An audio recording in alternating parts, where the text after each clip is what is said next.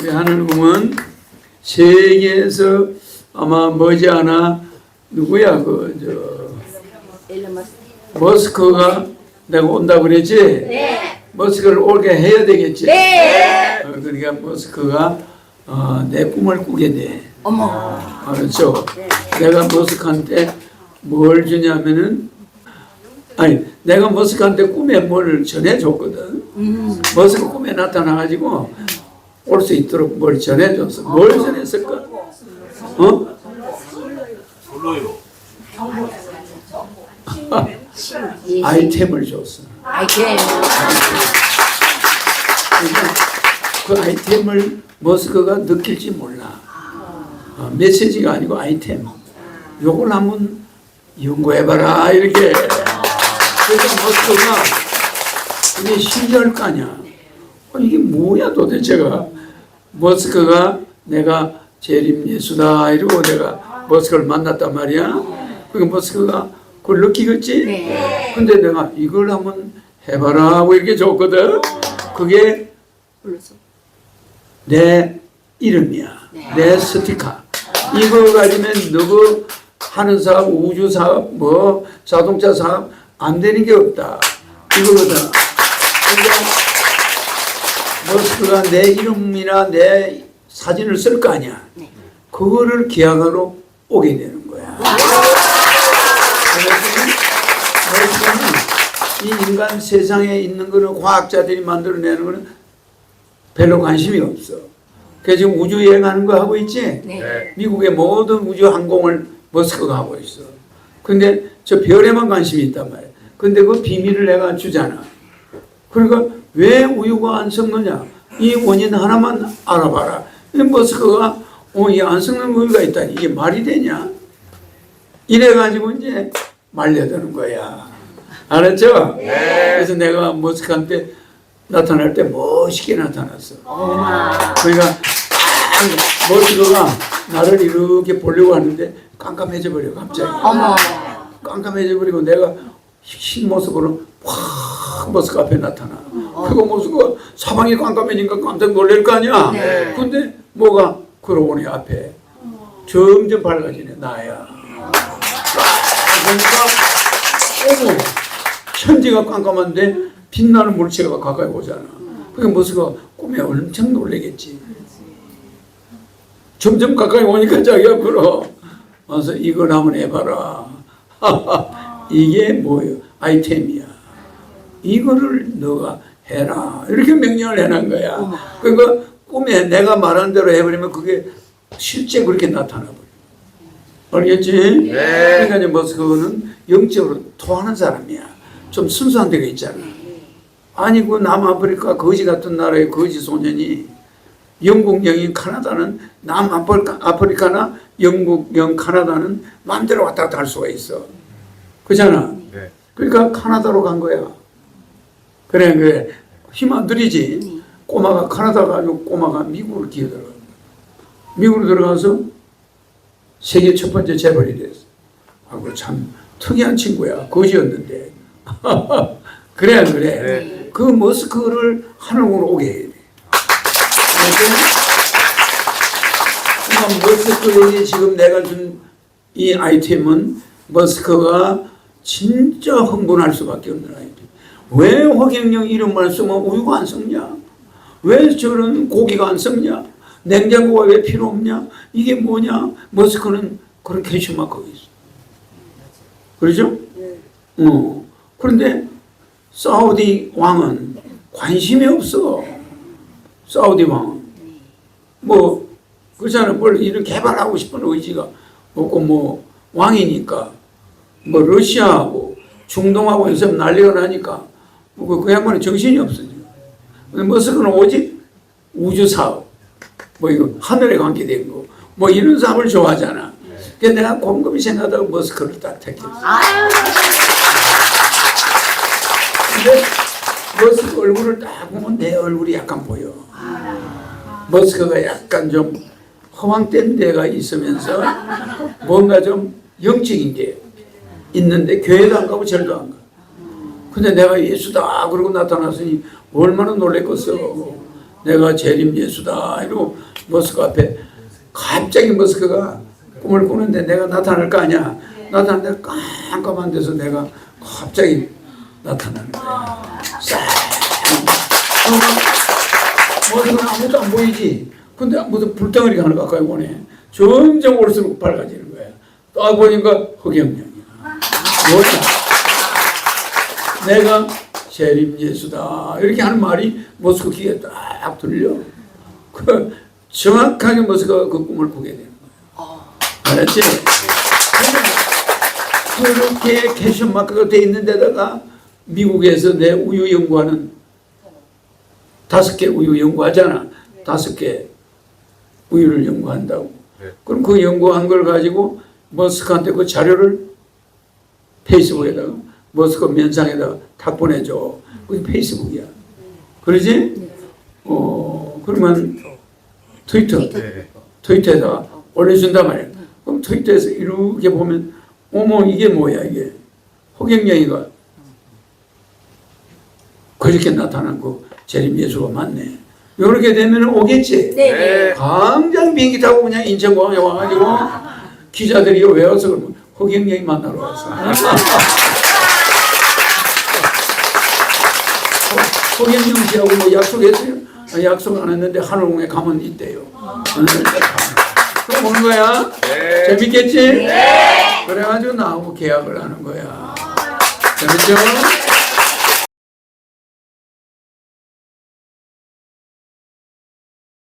예수께서는 일란 머스크에게 진실을 계시하셨고 우리는 새로운 예언 시대의 문턱에 서 있습니다. 당신이 세상과 당신 자신의 존재에 대한 당신의 관점을 완전히 바꿀 정도로 심오하고 드러나는 진실에 직면했다고 잠시 상상해 보십시오. 테슬라 및 스페이스X와 같은 거대 기업의 거물이자 뛰어난 두뇌를 지닌 일란 머스크는 최근 자신의 인생을 근본적으로 변화시킨 경험을 공유했습니다. 그는 인간 이해의 한계를 초월하고 예수님의 가르침과 그분의 위대한 지혜와 조화를 이루는 계시를 받았다고 말했습니다. 그것만으로는 충분치 않다는 듯 머스크는 6일 전 예수를 만났는데 그분이 나에게 뭔가 특이한 것을 밝혀주셨다는 놀라운 발언을 했다. 이제 잠시 멈춰 생각해보세요. 자동차와 우주산업의 혁명을 일으킨 사람에게 무슨 말을 하시겠습니까? 거의 믿을 수 없을 것 같죠?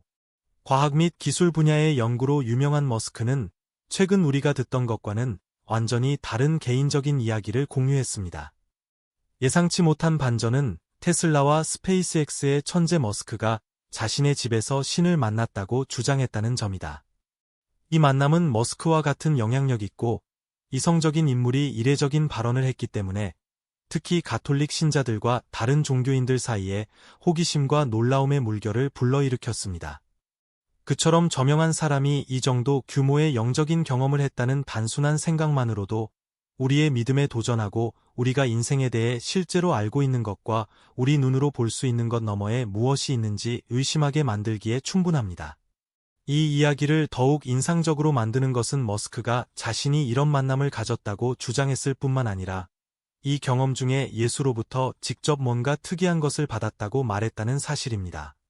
이 발견은 많은 사람들을 놀라게 했으며 머스크는 오늘날까지도 이 경험의 진실성을 계속해서 주장하고 있습니다. 앨런 머스크처럼 저명한 인물이 신의 개입을 경험했다는 생각은 영성의 본질과 우리의 이해를 넘어서는 것이 무엇인지에 대한 일련의 질문을 열어줍니다. 머스크의 말을 들을 준비가 되셨나요? 어느 평화로운 밤, 앨런 머스크는 집에서 쉬고 있을 때 세상에 대한 자신의 관점과 자신의 존재를 근본적으로 바꾸는 꿈을 꾸었습니다. 꿈에서 그는 자신이 빽빽하고 어두운 숲에 있는 것을 발견했는데 그곳에서는 키 큰 나무들의 그림자가 일광을 흡수하는 것 같았습니다. 앞길이 불확실했고 목적지도 복잡했다. 모든 발걸음이 위험해 보였고 길은 점점 더 혼란스러워졌습니다. 그러나 무엇인가가 그로 하여금 멀리 있는 나무에서 뿜어져 나오는 부드럽지만 거부할 수 없는 빛을 따라가도록 강요했습니다. 희미하지만 이 빛은 머스크에게 거부할 수 없는 힘을 발휘했습니다. 그의 주변 공기는 마치 환경 자체가 그를 앞으로 인도하는 것처럼 달콤하고 차분한 향기로 가득 차 있었습니다. 호기심과 평화로움에 힘입어 머스크는 앞으로 나아갔습니다. 그의 발걸음은 이 신비로운 빛의 근원을 발견하려는 희망에 따라 이루어졌습니다. 그가 다가가자 그가 본 것은 믿을 수 없을 정도로 변화무쌍했습니다. 그의 앞에는 신성한 빛을 발산하는 예수 그리스도의 모습이 있었습니다. 단지 꿈일 수도 있었던 이 만남은 앨론에게 있어서 심오한 깨달음의 순간이 되었습니다. 그는 마치 사랑스럽고 보호해주는 존재에 둘러싸여 있는 것처럼 따뜻함을 즉시 느꼈습니다. 그가 느낀 세상은 이 세상의 것이 아닌 것 같았습니다. 그것은 당신의 영혼을 감동시키고 물질적 현실을 초월한 장소였습니다. 이 특별한 경험은 그의 영혼에 깊은 흔적을 남겼고, 그로 인해 그는 자신의 믿음과 신앙을 재고하게 되었습니다. 그 꿈은 눈으로 볼 수 있는 것 이상의 힘, 우리가 항상 이해하지 못하는 방식으로 우리의 삶을 형성하는 힘이 있다는 것을 강력하게 일깨워주는 역할을 했습니다. 앨론 머스크의 예수와의 만남은 가장 예상치 못한 장소에도 신성은 항상 존재한다는 메시지에 대한 호소력이 있었습니다. 인도하고 위로하는 참 빛은 이 세상에 속한 것이 아니요 천국에 속한 것입니다. 이 꿈은 머스크의 인생에서 중요한 이정표가 되었습니다. 그는 인생의 불확실함과 문제 가운데에는 항상 그것을 구하는 사람들을 인도할 신성한 빛이 준비되어 있다는 점을 상기시켰습니다. 이 신비한 만남에서 예수께서는 앨론 머스크의 머리를 만지시며 그를 완전히 놀라게 하는 말씀을 하셨습니다. 하지만 그게 전부는 아니었습니다. 예수께서는 또한 그에게 아주 중요한 물건을 건네주셨는데 그 물건의 본질은 심오한 미스터리로 남아있지만 머스크는 무거운 책임감을 갖게 되었습니다. 그는 자신이 가졌던 강력한 메시지와 변화를 가져온 경험을 공유하는 것이 자신의 의무라고 생각합니다. 머스크는 꿈에서 예수님이 그에게 하신 말씀을 기억했습니다. 사랑하는 자녀들아, 나는 너를 축복한다고 예수님은 말씀하셨습니다. 내 뜻에 따라 연합하여 살아라. 너희는 서로 형제를 키우고 항상 나의 사랑을 마음에 품고 형제들과 화목하게 생활해야 한다.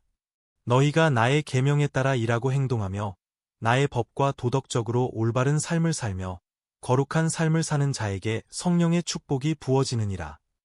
나 없이는 너희도 아무것도 아니니라고 예수께서는 계속해서 신자들에게 깊은 영향을 미칠 수 있는 한 가지를 말씀하셨습니다.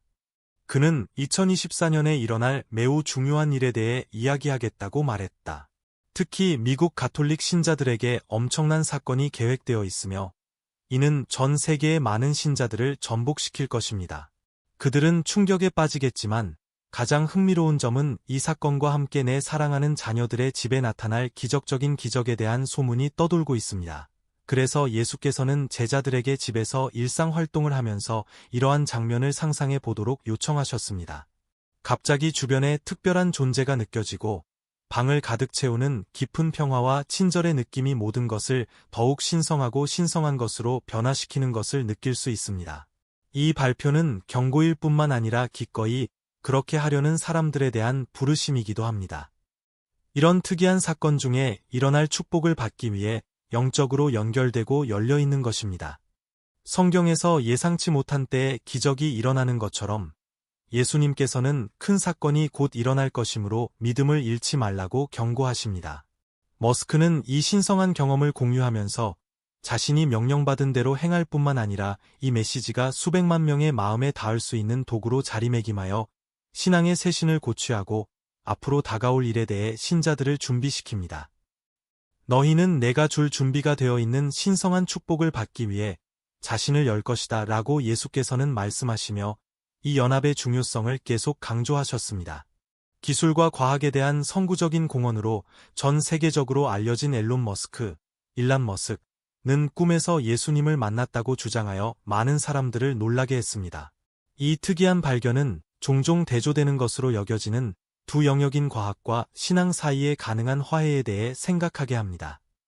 머스크의 이 멋진 만남은 점점 더 과학적 논리가 지배하는 세상에서 우리가 영성에 대한 전통적인 이해를 제고하게 만듭니다. 어떤 사람들에게는 머스크의 경험이 진정한 영적인 순간, 즉 우리의 물리적 현실을 초월하는 신성한 무언가의 발현으로 해석될 수 있습니다. 다른 사람들에게는 인생의 중요한 질문에 대한 답을 찾기 위한 잠재의식적 탐색을 반영하여 자신의 생각과 감정이 투영된 것으로 볼 수 있습니다.